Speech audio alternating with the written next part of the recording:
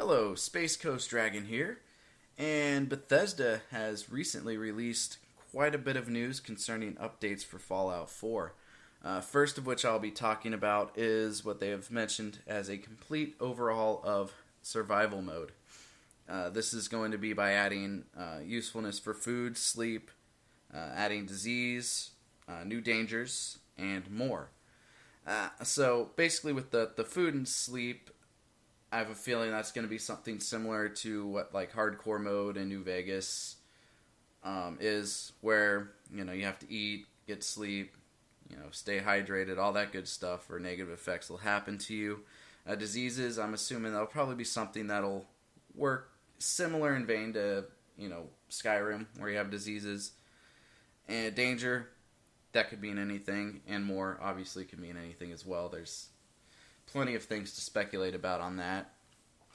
I honestly have no idea what they might add to that. I mean, danger could mean even more legendary enemies, or a new type of enemy beyond what legendary is, and then more.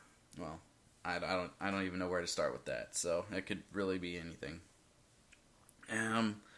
Now I think this is a good thing to add. Definitely something like, as I like hardcore mode in New Vegas. I love when playing Skyrim using the realistic needs and diseases mod, which adds something similar to that. And there's another similar mod for Skyrim that's pretty popular called I Need. Does something similar. I hear that's a pretty good one too. It's just I use realistic needs and diseases because that's what I'm used to. So, but both are great options in that aspect. Speaking of which, I guess danger.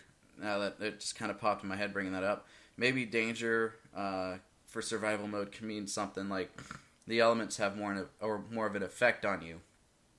Where think of with the Skyrim, with Frostfall, with that mod, which adds the exposure and how the cold can affect you and getting wet and all that good stuff.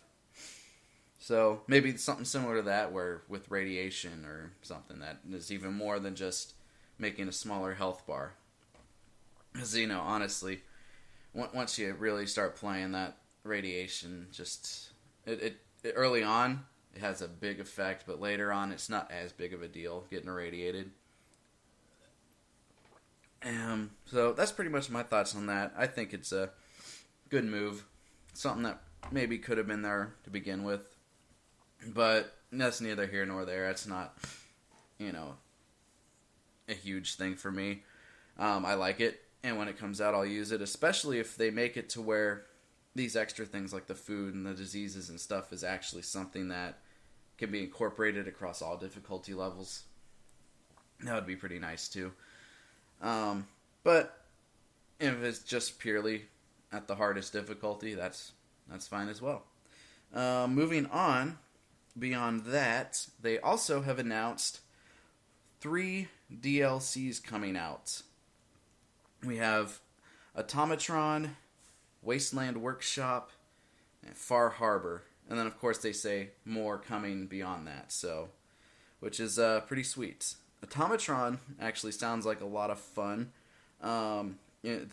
The line opening for it saying the mysterious mechanist has unleashed a horde of evil robots into the Commonwealth, including the devious Robo-Brain.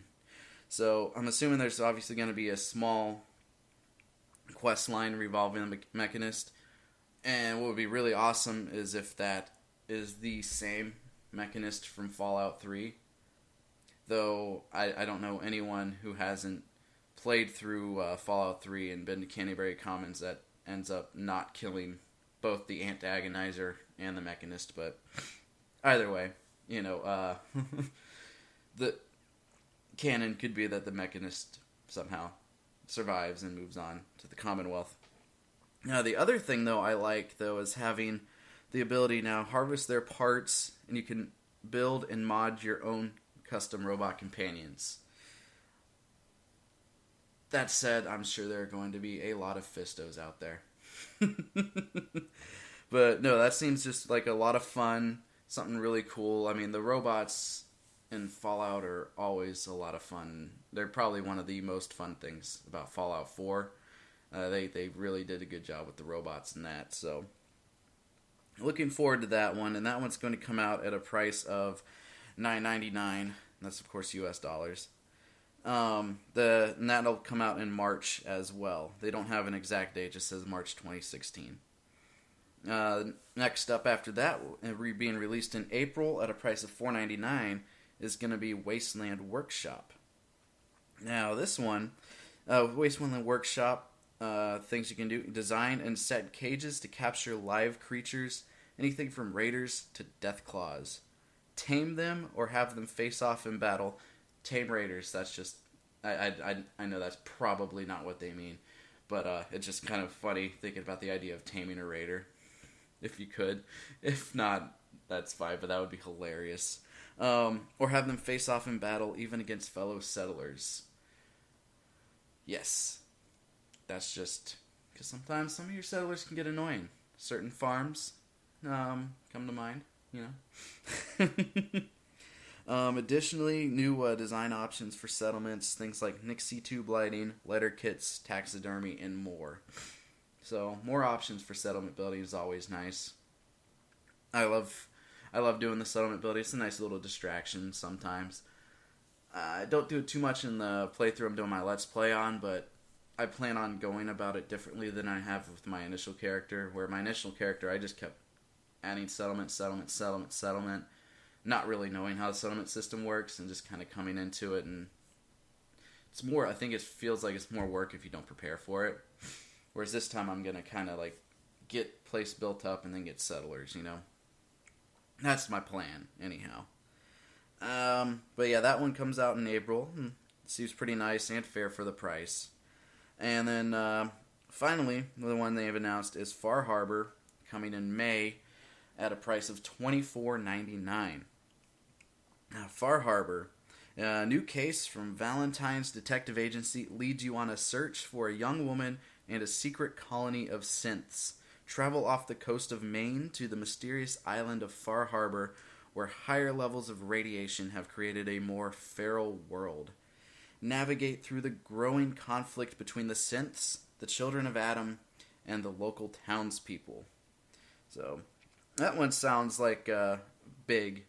Even mentioned that they have said that it is their biggest landmass for an add-on to date, which means it's got to be larger in scope than the Shivering Isles or even Solstheim. So that's pretty awesome. Cannot wait for that, especially to be able to explore that. The fact that it's off of Maine seems interesting to me. You wouldn't really think of Maine as being something that was a very radiated area. No offense to any Mainers that might be listening to this, but I'm just saying, you know, I don't know, who knows, maybe in the Fallout universe, Bangor, Maine's a metropolis, I don't know. Or there was some military stuff there. But anyway, so there's going to be an island off the coast of Maine that you're going to be exploring, and the fact that this place is also going to have new faction quests, have more settlements you can make, so you can have settlements in the Commonwealth and off the coast of Maine. You know, new creatures, dungeons, new weapons and armor. You know, it should be a blast. Huge exploration add-on. Definitely cannot wait for that. Beyond that, they haven't mentioned what other DLCs they'll be putting out, but they plan on doing it. And given that they've expanded their DLC plan, they're going to raise the price of the Season Pass from $29.99 to $49.99 as of March 1st. However, if you've already gotten it, that's fine. You're going to get all the DLC and everything at that price. You're not going to have to pay anything additional. However, if you didn't buy it and you wait until March 1st to buy, it's going to be, you know, the $49.99. But if you buy anytime from today to the end of this month, before the 1st, it's still going to be $29.99. You'll get your Season Pass and all the content. That sounds pretty awesome. It actually gives me an incentive to buy the Season Pass because I did not buy it. initially, wanting to wait and see what they were going to have, being released. I, felt that they would have some decent stuff, because Bethesda has always been pretty good with that, but I'm just leery at the whole idea of a season pass, because basically you're paying for something that you don't know is coming out. It's something in gaming I do not like. Now, buying it like this, where it's like a bundle, and knowing at least the first 3 that are coming out, and that if I were to buy them individually, it would be more than the $30, plus there's going to be more down the line, it actually becomes something worth buying. So, I think it's a good idea, especially if you're able to jump on it before March 1st. Get it for $30, not for $50. It's no-brainer, because if you buy the season pass, afterwards it's going to be more than what the 3 DLCs they've already announced are. So, there you go. So that's pretty much all I got to say on that. I'm definitely looking forward to these DLCs, looking forward to the update to survival mode.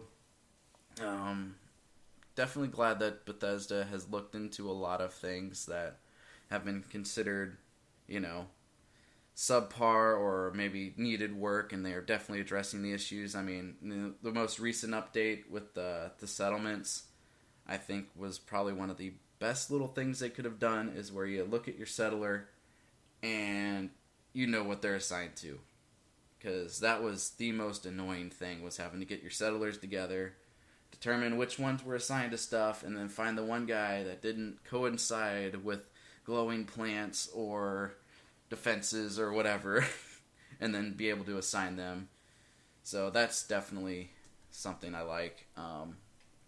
So I'm looking forward to these changes, and looking forward to anything else, and of course looking forward to the creation kit being done and mods to become available for console, because even though I would love to play this game on PC, my current rig is not anywhere up to snuff to play Fallout 4.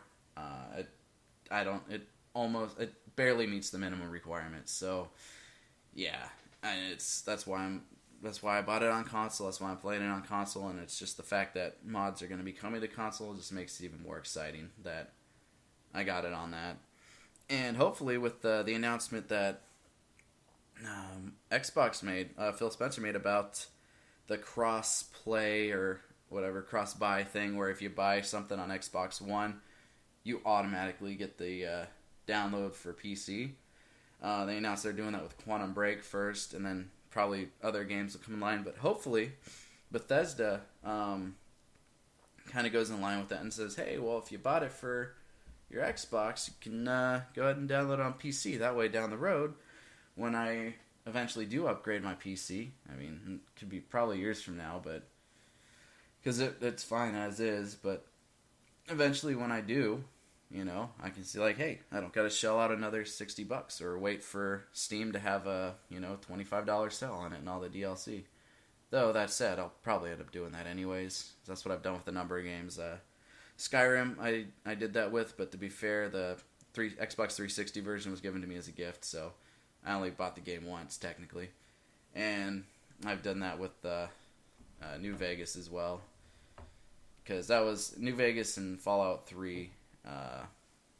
Fallout 3 I still only have on console, but New Vegas I got for PC too, because that was actually really the one that got me back into gaming on PC. I hadn't done that in a long time. And then New Vegas, I started seeing the mods being showcased on various channels, like Good Old Chest Breach and Gopher and stuff like that. So, and then that kind of was like, oh, well, I want to get some more mileage out of New Vegas.